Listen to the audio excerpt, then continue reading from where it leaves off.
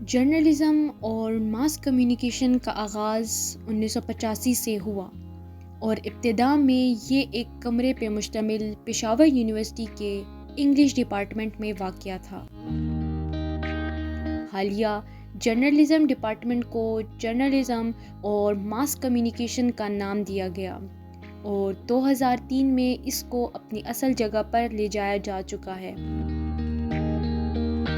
دیکھیں، ہماری سب سے بڑی اچیومنٹ یہ ہے کہ ہمارے پاس اب بھی پاکستان کا سب سے پہلا اور جنوبی ایشیا کا اول ترین کیمپس ریڈیو اسٹیشن ہے، کمیونٹی ریڈیو اسٹیشن ہے۔ جب یہ 2003 میں لانچ ہوا 15 اکتوبر کو، تو پورے ساؤتھ ایشیا، انڈیا سمیت کہیں پر بھی یونیورسٹی کے پاس ریڈیو اسٹیشن نہیں تھا۔ دوسری اچیومنٹ، آج پاکستان کی کسی یونیورسٹی میں 3 پی ایچ ڈی فورن کوالیفائڈ، لوکل نہیں۔ ہمارے اس وقت ہمارے پاس 4 ٹوٹل پی ایچ ڈیز ہیں اپنی فیکلٹی کے، 1 لوکل ہیں، 3 فورن ہیں۔ کسی بھی یونیورسٹی میں، حبیب یونیورسٹی، پنجاب یونیورسٹی، ان میں 3 فورن پی ایچ ڈیز نہیں ہیں ہمارے پاس ہے، نس کے پاس نہیں ہے ہمارے پاس۔ یہ ایک ہماری بہت بڑی اچیومنٹ ہے، کیونکہ ہمارے ریسرچ کا کمپوننٹ اب سے شروع ہو رہا ہے اور اس سال ہم 4 پی ایچ ڈی پروڈیوس کر رہے ہیں۔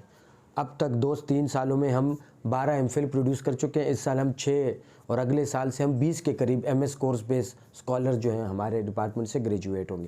یہ ہماری اچیومنٹ ہے۔ ہماری یہ اچیومنٹ ہے کہ لوگ سوات، ہزارہ اور عبد Wali Khan university B S کرنے کے لیے جاتے تھے، آج ہم نے 180 اسٹوڈنٹس کو آن بورڈ لے لیا جو بی ایس میں پڑھ رہے ہیں۔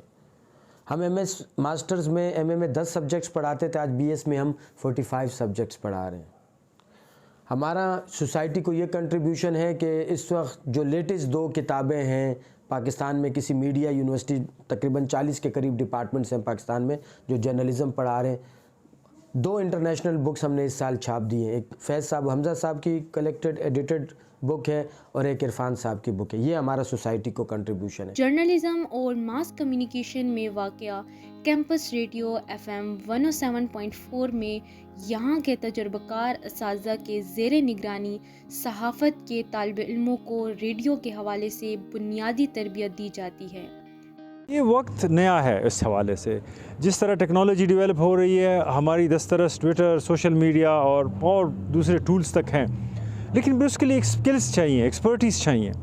اب آپ یا میں صرف پروفیشنل جرنلسٹ نہیں ہیں، یوٹیوبر بھی اپنے آپ کو سٹیزن جرنلسٹ کہتے ہیں، تو کمپٹیشن بہت زیادہ ہو گیا ہے۔ اس کے ساتھ ساتھ ہمارے جو ہے نا، جس طرح لوگ زیادہ آ رہے ہیں تو ہم پہ پریشر بھی بڑھ رہا ہے، کیونکہ ہم تو جرنلزم کرتے ہیں میڈیا ایتھکس کے نیچے، ڈوز اینڈ ڈونٹس کا خیال رکھتی ہوئی، یہ کرنا ہے یہ نہیں کرنا۔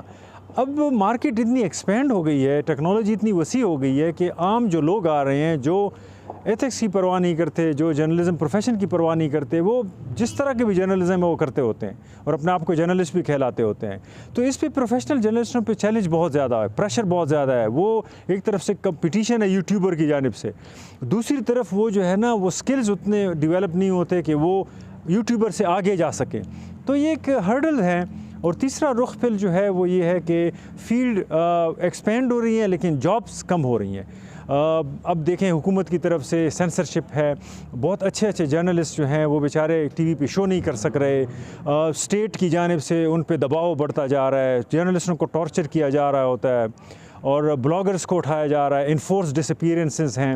اس کی وجہ سے جو جرنلزم کرنے والے لوگ ہیں وہ ہر وقت اس خوف میں ہوتے ہیں، اس ڈر کے ساتھ جی رہے ہوتے ہیں کہ کبھی بھی اسٹیٹ کے جو اعلیٰ کار ہیں وہ ان پہ یہ الزام نہ لگائیں کہ تو اینٹی اسٹیٹ ہے اور ان کو پھر پکڑ لیں اور ان کو زرو کوب کر لیں۔ جرنلزم ڈپارٹمنٹ کا سفر 1985 سے لے کر اب تک بہت سے مراحل سے گزرا ہے اور اس فیلڈ سے بہت کچھ حاصل کیا جا چکا ہے۔